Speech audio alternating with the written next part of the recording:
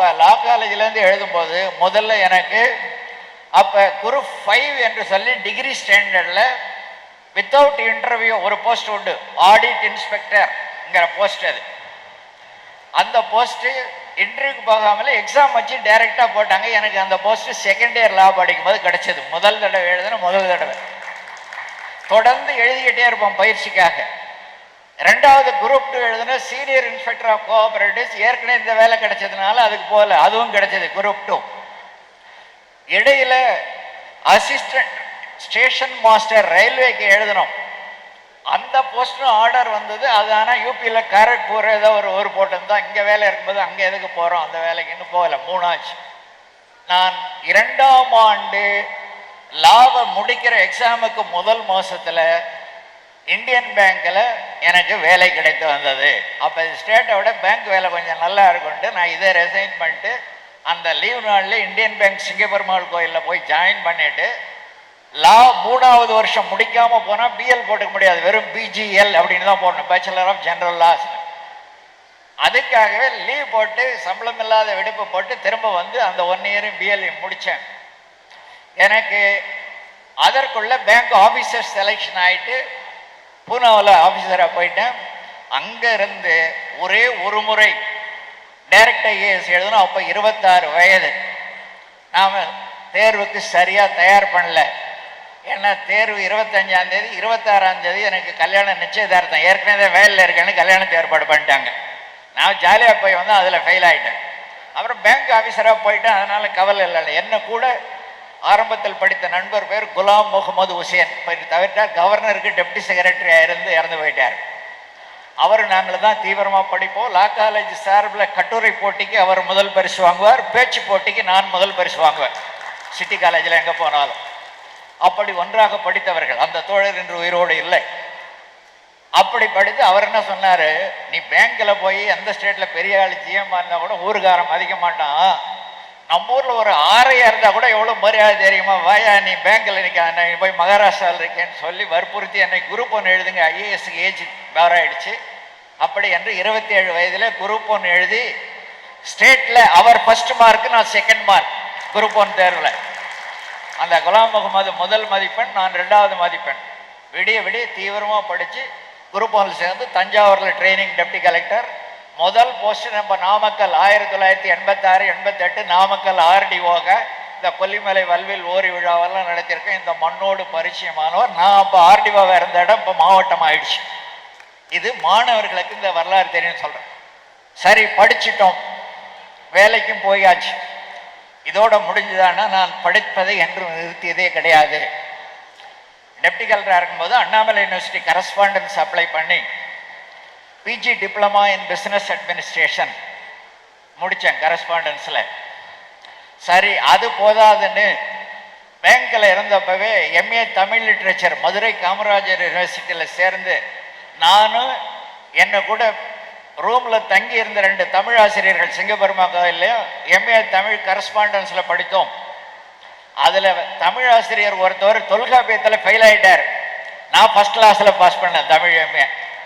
அப்போ அவர் சொன்னார், நாங்கள் பாஸ் பண்ணால் எங்களுக்கு 3 இன்க்ரிமெண்ட் கொடுப்போம், அதுக்காக கடமைக்கு படித்தோம், நீ உங்களுக்கு இன்க்ரிமெண்ட்டும் கிடையாது, ஆர்வத்தோடு படிச்சிங்க ஃபஸ்ட் கிளாஸ்ன்னு சொல்லி அடுத்த அட்டம்ப்டில் அவர் பாசினார். இதெல்லாம் வந்து என்ன, மாணவர்கள் ஊக்கத்துக்காக இந்த கதை. அதை முடித்து நான் தஞ்சாவூரில் டிஆர்ஓவாக உலக தமிழ் மாநாடு 8வது மாநாடு, அப்போதைய சிஎம் ஜெயலலிதா அவர்கள் இருந்தப்போ 8வது மாநாடு நாங்கள் தான் நடத்துகிறோம். 8வது உலக தமிழ் மாநாடு. அந்த நேரத்தில் இந்திரா காந்தி நேஷன் ஓப்பன் யூனிவர்சிட்டியில் இக்னூ எம்பிஏவுக்கு ரிஜிஸ்டர் பண்ணேன் கரஸ்பாண்டன்ஸ். அந்த எம்பிஏ முடித்து நான் திருநெல்வேலி மாவட்டத்தில் கலெக்டராக இருக்கும்போது அந்த எம்பிஏ ஃபைனல் எக்ஸாம் எழுதி ஃபஸ்ட் கிளாஸில் பாஸ் பண்ணேன் எம்பிஏ. இது நடந்தது 2001. அதற்கு அடுத்தாற் போல சென்னையில் போய் அரசு செயலாளராக இருந்து ஓய்வு பெறுவதற்கு முதல்ல நான் பல மேனேஜ்மெண்ட் ஸ்டடீஸ் இன்ஸ்டியூட்டுக்கு லெக்சரராக போவேன். ஏன் நான் லெக்சரராக போனேன்னா, உங்களுடைய எக்ஸ்பீரியன்ஸ் உதவும் என்று என்னை ப்ராக்டிக்கலாக மேனேஜ்மெண்ட்டுக்கு கிளாஸ் எடுக்க கெஸ்ட் லெக்சராக கூப்பிடுவாங்க. பக்கத்திலே இருந்தேன். நான் எழிலகத்தில் வேலை பார்த்தேன். பக்கத்தில் Madras University MBA department of management studies, அங்கே லெக்சர் போவேன். அப்போ அப்போ அவர் என்ன சொன்னார், சார் உங்களுக்கு இத்தனை கண்ட்ரி போயிருக்கிறீங்க, நீங்கள் வந்து பிஹெச்டிக்கு ரெஜிஸ்டர் பண்ணுங்கன்னு சொல்லி அவரே மனு அவர் செலவில் வாங்கி எனக்கு கொடுத்து விட்டார். அப்போ பிஹெச்டிக்கு ரெஜிஸ்டர் பண்ண. அதுக்கு முன்னாடி அவர் வற்புறுத்திய காரணம் என்னவென்றால், நான் 2004 இருந்து 2009 வரை, அதாவது திருநெல்வேலி கலெக்டர்ஷிப் எல்லாம் முடிச்ச பிறகு ஐயா அவருடைய அன்பு கட்டளையின்படி சென்னையிலிருந்து டெபுடேஷன்ல டெல்லிக்கு போய் அன்புமணி அவர்களுக்கு செயலாளராக 5 ஆண்டுகள் பணியாற்றியவன். அப்போது 20 நாடுகளில் 35 பல்கலைக்கழகங்களுக்கு இந்திய அரசு குழுவோடு சென்றிருக்கோம். 20 நாடுகள் அப்போ விசிட். ரிட்டையர் ஆன பிறகு இப்போ 23 நாடாச்சு நான் போனது. 40 பல்கலைக்கழகங்களில் போய் பார்வையிட்டிருக்கிறோம். அந்த எக்ஸ்பீரியன்ஸை வச்சு தான் மீண்டும் அரசு செயலாளராக வந்தபோது எங்களுடைய மரியாதை கூடியது. நாங்கள் பல உயர்கல்வி நிறுவனங்களில் வகுப்பெடுக்க போகிறோம். அப்போ ரிட்டையர் ஆகிறதுக்கு முன்னாடி பிஹெச்டி ரெஜிஸ்டர் பண்ணிட்டு, எனக்கு பல தலைப்புகள் இருந்தாலும் தமிழ் லிட்ரேச்சரில் பிஹெச்டி பண்ணலாம், மேனேஜ்மெண்ட்டில் பண்ணலாம், ஹெல்த் சயின்ஸ், ஏன்னா 5 வருஷம் ஹெல்த்தில் இருந்தேன், ஹெல்த் சயின்ஸ் இந்த 3 சாய்ஸ் கொடுத்தாரு டிபார்ட்மெண்ட் ஆஃப் மேனேஜ். நான் சொன்னேன் வேளாண்மை என்பது நம்ம குடும்ப தொழிலாக இருந்து வந்தது, அதில் என்ன தலைப்புன்னு அந்த தலைப்பை நானே தேர்ந்தெடுத்துறேன். Application of information technology in the agriculture extension management in Tamil Nadu. தமிழ்நாட்டின் வேளாண்மை விரிவாக்கத்தில் தகவல் தொழில்நுட்பத்தின் பங்கு, இதுதான் தலைப்பு. அதில் முடிச்சு 2018 ரிட்டையர் ஆன பிறகு மெட்ராஸ் யூனிவர்சிட்டியில் பிஹெச்டி வாங்கியவன். இதை எதற்காக சொல்கிறேன் என்றால், இன்றைக்கு மாணவிகள், நீங்கள் இப்போ இன்றைக்கு ஃபஸ்ட் மார்க் எடுத்திருப்பீங்க, அதிக மதிப்பெண் எடுத்திருப்பீங்க. இன்றைக்கு வராத இருக்கிற மாணவர்களுக்கும் சொல்லுங்கள், இந்த மதிப்பெண் என்பது இன்றைய அளவுகோல்களில் ப்ராக்டிக்கலாக இருப்பது தானே தவிர, இதை விட ஒரு 10 மார்க் குறைவாக எடுத்த மாணவர்கள் வந்து அறிவு இல்லாதவர்கள் என்பது அர்த்தமே இல்லை. இப்போ விட்டவங்க கூட இந்த 3 ஆண்டுகளில் இன்னும் படிக்கலாம், தொடர்ந்து படிக்கணும். நீங்கள் உழைப்பு விட்டுவிடக்கூடாது. நான் இன்றைக்கும் இரவு 12 வரைக்கும் புத்தகங்கள் படித்து கொண்டு தான் இருக்கிறேன். என் வீட்டில் ஒரு லைப்ரரி வச்சுருக்கேன், 5000 புத்தகங்கள் இருக்கு. அதில் தான் இந்த புத்தகங்கள்லாம் 5000 புத்தகங்கள்லாம் படிக்கிறேன்.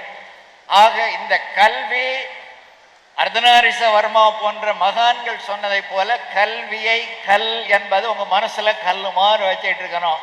கடைசி வரை படிக்கிறோம். நீங்கள் எந்த துறையில் போனாலும் அங்கே உங்களை தான் ஆலோசனை கூப்பிடுவாங்க. நீங்கள் வேலை கிடைச்சின்னு சௌரியமாக இருந்தீங்கன்னா அங்கே மீட்டிங்கில் டீ காஃபி சாப்பிட்டு வரலாம், தலையாட்டிட்டு விஷயம் தெரிஞ்சவன் பேசுவான், நீங்கள் வாயை திறக்க முடியாது. அதே போல் ஆங்கிலம் உங்களுக்கு ஒரு தடை அல்ல. அறிவு வேறு, ஆங்கிலம் வேறு. பயிற்சி பண்ணால் கற்றுக்கலாம். இதற்கு மாணவர்களுக்கு நான் எதிர்காலம் என்றதுனா சொல்ல விரும்புவது, நீங்கள் யூபிஎஸ்சிக்கு தயார் பண்ணும்போது இப்போ ஆந்திராவிலலாம் 8ஆவதுலேருந்து தயார் பண்ணிடுறாங்க. நீங்கள் குறைஞ்சது இப்போ +2 முடிக்கிற வரைக்கும் இது மார்க்கு முக்கியம். இந்த போட்டித் தேர்வுகளுக்கு தயாரானால் தான் நீங்கள் நல்ல இன்ஜினியரிங், நல்ல மெடிசன், நல்ல கோர்ஸ் எதுவாவது போக முடியும். இப்போ தீவிரமாக படிப்பை மட்டும் படிங்க. இந்த டிகிரின்னு சேர்ந்த உடனே நாம் தேவையற்ற வேலைகளில் நேரத்தை வீணாக்குவதற்கு பதிலாக இந்த பொது அறிவு, current affairs, news paper, news கேட்குற பழக்கம் அவசியம். ஒரு இங்கிலீஷ் நியூஸ் பேப்பர் நீங்கள் +1 +2 வீட்டில் பெற்றோர்கள் வாய்ப்பு உள்ளவங்க வீட்டுக்கு ஒரு பேப்பர் வாங்கி போடுங்க, பிள்ளைங்க கொஞ்சம் படிக்கட்டும். டிகிரி வரும்போது கட்டாயம் 1 மணி நேரம் இங்கிலீஷ் நியூஸ் பேப்பர், வாய்ப்பு இல்லாதவங்க காலேஜ் லைப்ரரியில் போய் படிங்க.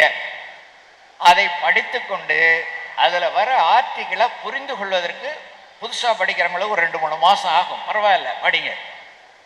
இப்போ எல்லா விட வசதியாக ஆர்டிஃபிஷியல் இன்டெலிஜென்ஸ். எவ்வளோ பேர் சாட் ஜிபிடி, ஜெமினி படிக்கிறீங்க? கை தூக்குங்க பசங்க. நீங்கள் வளர்ந்த இந்த சேலம் மாவட்டத்தில் அதிகமாக கை தூக்கலே, ஆச்சரியமாக இருக்குது. செல்ஃபோனில் எல்லாரும் நோண்டுறீங்க. நீங்கள் சாட் ஜிபிடி ஃப்ரீயாக வருது. படம் கட்டிங்கன்னா இன்னும் நிறையா வரும். ஃப்ரீயாக வர ஆப்பில் நீங்கள் திடீர்னு போய் எந்த கேள்வி கேட்டாலும் பதில் உடனே வருது.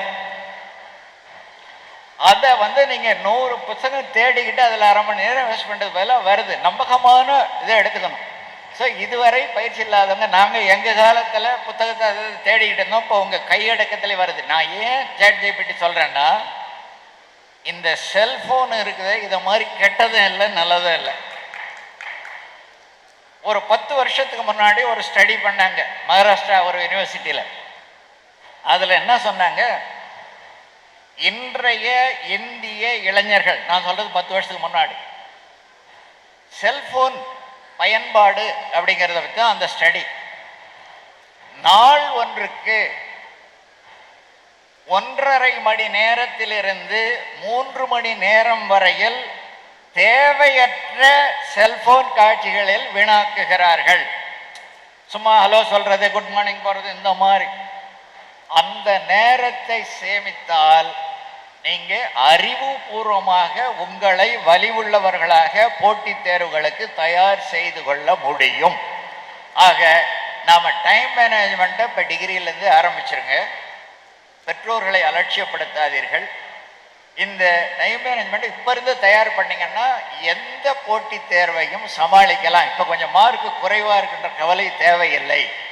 உங்களை எந்த அளவிற்கு தயார்படுத்திக் கொள்ளுகிறீர்களோ, நீங்கள் டிகிரி முடிக்கிறதுக்குள்ள ஒரு எக்ஸாமுக்கு மெயினாக தயாராகிடலாம். நான் ஏன் மோஸ்ட்லி தயாராகலான்னு சொல்கிறேன்னா, இன்றைக்கு ஐஏஎஸ் ஐபிஎஸ் உள்ளிட்ட அந்த யூபிஎஸ்சி முதல் கொண்டு டிஎன்பிஎஸ்சி குரூப் 1 குரூப் 2 இதில் இருந்து பேங்கிங் மற்றதை தான் எடுத்துக்கிட்டோம்னா, மெயினாக யூபிஎஸ்சி டிஎன்பிஎஸ்சியில் மொத்த மதிப்பெண்களில் சுமார் 60% ஜென்ரல் நாலேஜ் கரண்ட் அஃபேர்ஸ் இதுக்கு ஒதுக்குறாங்க. மீதி 40 தான் ஆப்ஷனல் போகுது. ஆக நீங்கள் இந்த 60% இப்போ ரெடி ஆகிட்டீங்கன்னா, இந்த 3 வருஷத்தில் சைட் பை சைடு உங்கள் நேரத்தை பயனுள்ளதாக பயன்படுத்தி அந்த 40% ஒரு ட்ரைனிங் ஸ்கூலில் சேர்ந்து ஒரே வருஷத்தில் அடித்து தள்ளிடலாம். நீங்கள் வெற்றி அடைய முடியும். ஆக இதை நம்ம மாணவர்களுக்கு நான் முக்கியமாக அறிவுரையாக அனுபவத்தோடு சொல்ல ஆசைப்படுகிறேன். இன்னொன்று, இன்றைய அரசியல்ல சில பொதுவான விஷயங்களை நாம் பேசலாம்னா, இந்த உள்ளாட்சி அமைப்பு